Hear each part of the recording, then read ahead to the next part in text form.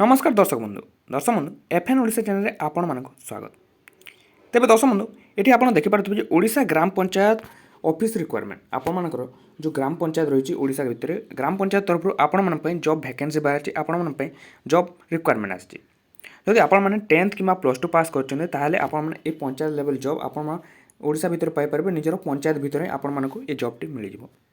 ये देखिपे आपर सीसीआई बनवासी सभा समिति जो रही Kalahandi publish latest job updates for the vacancy requirement of paramedical staff accountant cook helper और अदर सब पोस्ट ये जो जॉब वैकेंसी बाहर जदि आपण मैंने इंटरेस्टेड अच्छा आपण मैंने 10th कि +2 पास कर आपण मैंने ये जॉब टी पाइबे। तेज दर्शक आपण मानकर एलिजिबिलिटी कौन रहा एज लिमिट कौन एजुकेशन क्वालिफिकेशन कौन रहा केते सैलरी मिल या सहित इंपोर्टाट नोट्स इंपोर्टाट डेट्स या सहित इंपोर्टाट डॉक्यूमेंट सब कौन लगे आपर सिलेक्शन प्रोसेस किपर भाव रहा और आपर एप्लिकेशन फीस टी केते कौन रबकि आपण एक संक्षिप्त वीडियो जानापी पाइबे। से आपण मैंने भिडियो शेष पर्यंत देखूँ ता पूर्व आपण मैंने जब आम चैनल को प्रथम थर पर चैनल को सब्सक्राइब कर पाखर आसता बेल आइकन को प्रेस करवाटा बिल्कुल भी भूलुनी। एपरी जॉब संबंधी टेक्निक अपडेट सब प्रथम देखापी ताले चलतु आगक बढ़ा। तो दर्शक बंधु आपण मैंने देखिपे ये जो ऑर्गेनाइजेशन नेम रही है सीसीआई बनवासी सेवा समिति ये देखिपे आप जो कैटेगरी रहा पंचायत लेवल जॉब आपर यहाँ जो ग्राम पंचायत लेवल जॉब आपर आ जो नेम ऑफ द पोस्ट आपर जो पोस्ट सब कौन रही है देखिपे आप पैरामेडिकल स्टाफ आपर accountant cook helper yoga teacher art and craft teacher आपर जो ये सब ये देखिपे आपर जो एप्लिकेशन मोड रहा ऑफलाइन थ्रू स्पीड पोस्ट और रजिस्टर आपको ऑफलाइन अप्लाई करेंगे। और हु कैन अप्लाई आपने ऑल ओडिशा कैंडिडेट्स आपण कौन डिस्ट्रिक्ट स्पेसिफिक ना आपने जेकोसी जिले बिलंग्स करें आपने ये जॉब टी अप्लाई करेंगे। चलते आप ये देखिपे आप जो पोस्टिंग प्लेस रोशा भितर ही रोशा भितर एमतीक आप निज पंचायत में आपण ये जॉब टी मिल जाए। आ जो आपर लास्ट डेट रही है आपर 12/5/2023 पर्यंत आपर मे 5/12 पर्यंत आपर जो लास्ट डेट रही है आगुरी आपण ये जॉब टी अप्लाई कर दिंतु। चलते आगे बढ़ा। ये देखो आपर जेंडर रही आपर बोथ मेल और फीमेल पुओ कि झील आपने ये जॉब टी अप्लाई करेंगे। ये देखो आपर Odisha gram panchayat office requirement 2000 eligibility criteria आपर एलिजिबिलिटी कौन सब रहा देखिपारु एजुकेशन क्वालिफिकेशन सब पैरामेडिकल स्टाफ आपर जो यहाँ रही candidates must have completed compounder pharmacist आउ होम्योपैथी ये तीनटा थी आपर जो कंप्लीट करथिबा दरकार आपर डिग्री थी आवश्यक रहिबो। चलतु आगू देखा। ये देखो आपर अकाउंटेंट आपर रहिबो candidates must have completed PG commerce रे पीजी करथिबा दरकार किंबा एमबीए इन फाइनान्स रे एमबीए करथिबा दरकार ये दुईटा आपर लगी पारे। और चलतु आगू कुक आपर देखो ये एथपाई बेस किसी ना आपर 8 to 10th जो रेकग्नाइज बोर्ड रही है सर्टिफिकेट लगे आपर जदि आप 8 to 10th भितर पास कर सर्टिफिकेट लगे। चलते आगे बढ़ो। आप जो हेल्पर रहा आपर यहाँ भी सेम रहा आपर 8 to 10th जदि रेकग्नाइज बोर्ड रही है आप पास कर गवर्नमेंट ताल आप ये जॉब टी मिल जाए। देखो आपर जो योगा टीचर रहा आपर यहाँ बीए कंप्लीट करथिबा दरकार किंबा बीपीईडी आपण ये दुईटे जो रहा आपड़ी कंप्लीट कर डिग्री रही है ताले आपण ये जॉब टी अप्लाई करेंगे। जो art and craft music teacher रहा आपर most of bachelor in fine arts आपर जो डिग्री रही है लगे आपण। चलते देखा आपर एज लिमिट सब कौन रही देखिपे जो ये आपर एज लिमिट रहा मिनिमम एज रही है आप 21 इयर्स रु आप मैक्सिमम एज रही है आप 45 इयर्स पर्यंत ये भितर आपने जॉब अप्लाई करेंगे। आउ एज पर गवर्नमेंट रूल्स पर आप एज रिलैक्सेशन मिल जाए आप ओबीसी स्टूडेंट मानक यहाँ 3 इयर्स परमानेंट रही। आगू देखूँ SC ST S PW students आपर 5 इयर्स परमानेंट आप एक्स सर्विस मानक 5 वर्ष परमानेंट पीडब्ल्यूडी एससी एसटी आपर 15 इयर्स ये देखिपे।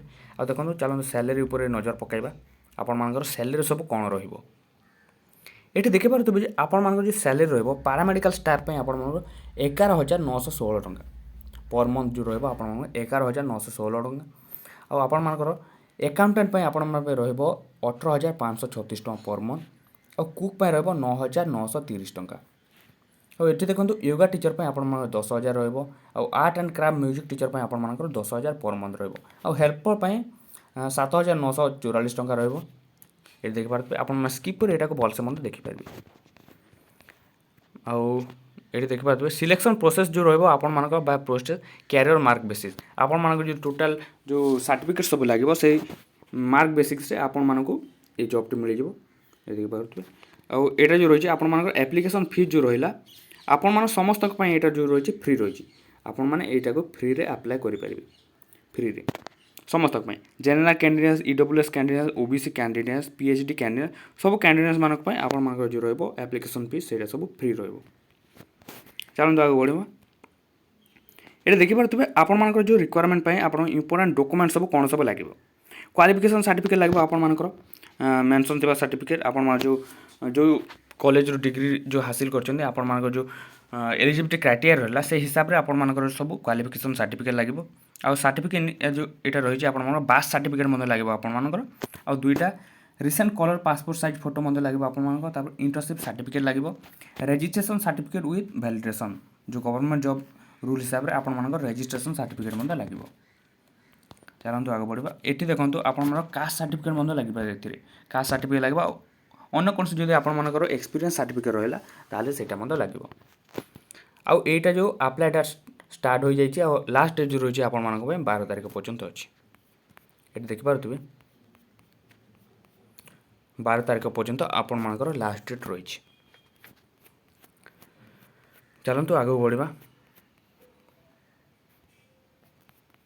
ଏଠି ଦେଖିପାରୁଥିବେ ଯେ ଆପଣମାନଙ୍କର କ'ଣ ସବୁ ରହିଛି ଆପଣମାନଙ୍କର ଯେଉଁ ରହିଛି କେତେଟା ପୋଷ୍ଟ ଖାଲି ଅଛି ଆପଣମାନେ ଏଠି ଦେଖିପାରୁଥିବେ। ଆପଣମାନଙ୍କର ଯେଉଁ ପ୍ୟାରାମେଡ଼ିକାଲ ଷ୍ଟାଫ୍ ପାଇଁ ଆପଣମାନଙ୍କର ଗୋଟେ ପୋଷ୍ଟ ଖାଲି ଅଛି। ଆକାଉଣ୍ଟାଣ୍ଟ ପାଇଁ ଗୋଟେ ପୋଷ୍ଟ ଖାଲି ଅଛି। କୁକ୍ ପାଇଁ ଗୋଟେ ପୋଷ୍ଟ ଖାଲି ଅଛି। ୟୋଗା ଟିଚର୍ ପାଇଁ ଗୋଟେ ପୋଷ୍ଟ ଖାଲି ଅଛି। ଆଉ art and craft music teacher ପାଇଁ ମଧ୍ୟ ଗୋଟେ ପୋଷ୍ଟ ହେଲ୍ପର ପାଇଁ ମଧ୍ୟ ଗୋଟେ ପୋଷ୍ଟ ସବୁଥିର ପାଇଁ ଆପଣମାନଙ୍କ ପାଇଁ ଗୋଟେ ପୋଷ୍ଟ ଖାଲି ଅଛି। ଆପଣମାନେ ଯଦି ଇଣ୍ଟରେଷ୍ଟେଡ୍ ଅଛନ୍ତି ତାହେଲେ ଆପଣମାନେ এই ଜବ୍ଟି ପାଇଁ ଆପ୍ଲାଏ କରିପାରିବେ।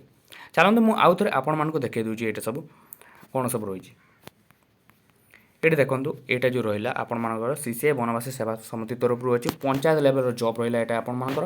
ଏଇଟା ଯେଉଁ ଖାଲି ଅଛି ଆପଣମାନଙ୍କ ପାଇଁ paramedical staff accountant cook yoga helper ତାପରେ art and craft music teacher ରହିଲା ଆପଣମାନେ ଏଇଟା ଅଫଲାଇନ୍ ଥ୍ରୁରେ ଆପ୍ଲାଏ କରିବେ।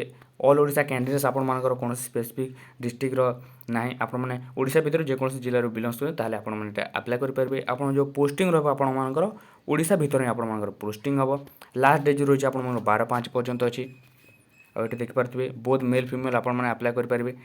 ଏଇଟା ଯେଉଁ ଏଲିଜିବିଲିଟି କ୍ରାଇଟେରିଆ ଯେଉଁ ରହିଲା ଆପଣମାନଙ୍କର ପାରାମେଡ଼ିକାଲ ଷ୍ଟାଫ୍ ପାଇଁ ଆପଣମାନଙ୍କର କମ୍ପ୍ଲିଟ୍ କରିଥିବା ଦରକାର କମ୍ପାଉଣ୍ଡର ଫାର୍ମାସିଷ୍ଟ ଆଉ ହୋମିଓପାଥିରେ এই তিনটা ଥିରେ ଯେଉଁଥିରେ ହେଲେ ଆପଣମାନଙ୍କର ଯଦି କମ୍ପ୍ଲିଟ୍ କରିଛନ୍ତି ତାହେଲେ ଆପଣମାନେ ପାରାମେଡ଼ିକାଲ ଷ୍ଟାଫ୍ ପାଇଁ ଆପ୍ଲାଏ କରିପାରିବେ।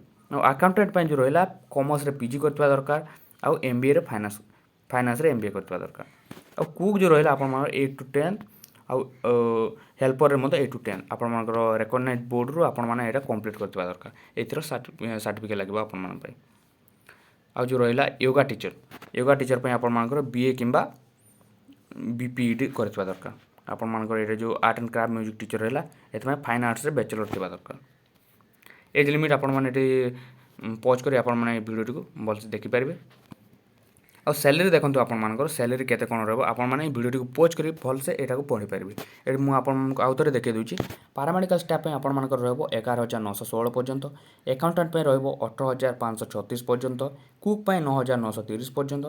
ଆଉ ୟୋଗା ଟିଚର୍ ପାଇଁ 10,000। ଆଉ ଏଠି ଯେଉଁ art and craft music teacher ରହିଲା ଆପଣମାନଙ୍କର 10,000 ରହିବ। ହେଲ୍ପର ପାଇଁ 7,944 ଟଙ୍କା। ଦେଖନ୍ତୁ ଭଲସେ ଭଲ ସ୍ୟାଲେରୀ ରହୁଛି ଆପଣମାନଙ୍କର। ଚାଲନ୍ତୁ ଆଗକୁ ବଢ଼ିବା। ସିଲେକ୍ସନ୍ ପ୍ରୋସେସ୍ ଯେଉଁ ରହିବ ଆପଣ କ୍ୟାରିୟର ମାର୍କ ବେସିସ୍ ହିସାବରେ ଆପଣମାନଙ୍କର ଯେଉଁ ଆପ୍ଲିକେସନ୍ ଫିଜ୍ ରହିବ ତାହା ଫ୍ରି ରହିବ। ଏଠି ଦେଖନ୍ତୁ ଇମ୍ପୋର୍ଟାଣ୍ଟ ଡକୁମେଣ୍ଟ ସବୁ ଆଉଥରେ କ୍ୱାଲିଫିକେସନ୍ ସାର୍ଟିଫିକେଟ୍ ଲାଗିବ ଆପଣମାନଙ୍କର ତାପରେ ବାର୍ଥ ସାର୍ଟିଫିକେଟ୍ ଲାଗିବ ଆପଣମାନଙ୍କର ତାପରେ ଦୁଇଟା କଲର୍ ପାସପୋର୍ଟ ସାଇଜ୍ ଫଟୋ ଲାଗିବ ଇଣ୍ଟର୍ନସିପ୍ ସାର୍ଟିଫିକେଟ୍ ଆପଣଙ୍କର ରେଜିଷ୍ଟ୍ରେସନ୍ ସାର୍ଟିଫିକେଟ୍ ଲାଗିବ ଭ୍ୟାଲିଡେସନ୍ ସହିତ। ଚାଲନ୍ତୁ ଆଗକୁ ଦେଖିବା ଆପଣମାନଙ୍କର ଏଇଥିରେ କାଷ୍ଟ ସାର୍ଟିଫିକେଟ୍ ମଧ୍ୟ ଲାଗିପାରେ। ଆଉ ଏଇଟା ଯେଉଁ ଆପ୍ଲାଏ କରିବାର ଥିଲା ଆପଣମାନଙ୍କର ଅଲରେଡ଼ି ଷ୍ଟାଟସ୍ ହୋଇଯାଇଛି ଆଉ ଲାଷ୍ଟ ଡେଟ୍ ଯେଉଁ ରହିଛି 12 ତାରିଖ ପର୍ଯ୍ୟନ୍ତ। ଆଉ ଏଠି ଦେଖିପାରୁଥିବେ ଆପଣମାନଙ୍କର କେତେଟା ପୋଷ୍ଟ ଖାଲି ଅଛି। ପାରାମେଡ଼ିକାଲ ଷ୍ଟାଫ୍ ପାଇଁ ଆପଣଙ୍କର ଗୋଟେ ପୋଷ୍ଟ ଆକାଉଣ୍ଟାଣ୍ଟ ପାଇଁ ଗୋଟେ ପୋଷ୍ଟ ସବୁଥିପାଇଁ ଆପଣମାନଙ୍କର ଗୋଟିଏ ଲେଖାଏଁ ପୋଷ୍ଟ ଖାଲି ଅଛି। ତେବେ ଦର୍ଶକ ବନ୍ଧୁ ଆପଣମାନେ ଯଦି এই ଜବ୍ଟି ପାଇଁ ଇଣ୍ଟରେଷ୍ଟେଡ୍ ଅଛନ୍ତି ତାହେଲେ ନିଶ୍ଚିତ ଭାବରେ ଆପଣମାନେ ଏଇଟାକୁ ଆପ୍ଲାଏ କରିପାରିବେ। ଯଦି ଆପଣମାନେ ଜାଣିନାହାନ୍ତି କିପରି ଭାବରେ ଆପ୍ଲାଏ କରିବେ, କେଉଁଠିକୁ ଯିବାକୁ ପଡ଼ିବ, ଆଉ କ'ଣ ସବୁ କରିବା ପାଇଁ ପଡ଼ିବ, କିପରି ଭାବରେ ଆପଣମାନଙ୍କୁ ଏ ଜବ୍ଟି ମିଳିବ, ତାହେଲେ ଆମକୁ କମେଣ୍ଟ ସେକ୍ସନ୍ ମାଧ୍ୟମରେ ଲେଖି ଜଣାଇବାଟା ବିଲକୁଲ ବି ଭୁଲନ୍ତୁନି। ଆମେ ପରବର୍ତ୍ତୀ ଭିଡ଼ିଓରେ ଆପଣମାନଙ୍କ ପାଇଁ ଷ୍ଟେପ୍ ବାଇ ଷ୍ଟେପ୍ କିପରି ଭାବରେ କେଉଁଠାକୁ ଯିବାକୁ ପଡ଼ିବ, କ'ଣ ସବୁ ନେବାକୁ ପଡ଼ିବ, ଆପଣମାନଙ୍କର ସବୁ କ'ଣ ଲାଗିବ, କିପରି ଭାବରେ ଆପଣମାନେ ଏଇଟାକୁ ଆପ୍ଲାଏ କରିବେ, ଆଉ କେମିତି ଆପଣମାନଙ୍କୁ ଏ ଜବ୍ଟି ଭଲସେ ମିଳିଯିବ ଜାଣିବା ପାଇଁ ଚାହୁଁଛନ୍ତି, ତାହେଲେ ଆମକୁ କମେଣ୍ଟ ସେକ୍ସନ୍ ମାଧ୍ୟମରେ ଲେଖି ଜଣାଇବାଟା ବିଲକୁଲ ବି ଭୁଲନ୍ତୁନି। ଆମେ ପରବର୍ତ୍ତୀ ଭିଡ଼ିଓରେ ଷ୍ଟେପ୍ ବାଇ ଷ୍ଟେପ୍ ଆପଣମାନଙ୍କୁ ଜଣାଇଦେବୁ। ଆଉ ଆଶା କରୁଛି ଯେ ଆପଣମାନଙ୍କୁ ନିଶ୍ଚିତ ଭାବରେ ଏ ଭିଡ଼ିଓଟି ଭଲ ଲାଗିଥିବ। ଯଦି ଭିଡ଼ିଓଟି ଭଲ ଲାଗିଲା ଭିଡ଼ିଓରେ ଗୋଟେ ଲାଇକ୍ କରିଦିଅନ୍ତୁ ଏବଂ ଏପର୍ଯ୍ୟନ୍ତ ଆମ ଚ୍ୟାନେଲକୁ ସବସ୍କ୍ରାଇବ୍ କରୁନଥିଲେ ଚ୍ୟାନେଲକୁ ସବସ୍କ୍ରାଇବ୍ କରି ପାଖରେ ଆସିଥିବା ବେଲ୍ ଆଇକନ୍କୁ ପ୍ରେସ୍ କରିବାଟା ବିଲକୁଲ ବି ଭୁଲନ୍ତୁନି। ଏହିପରି ଜବ୍ ସମ୍ବନ୍ଧୀୟ ଟିକ୍ନିକ୍ ଖବର ସବୁଠୁ ପ୍ରଥମେ ଦେଖିବା ପାଇଁ।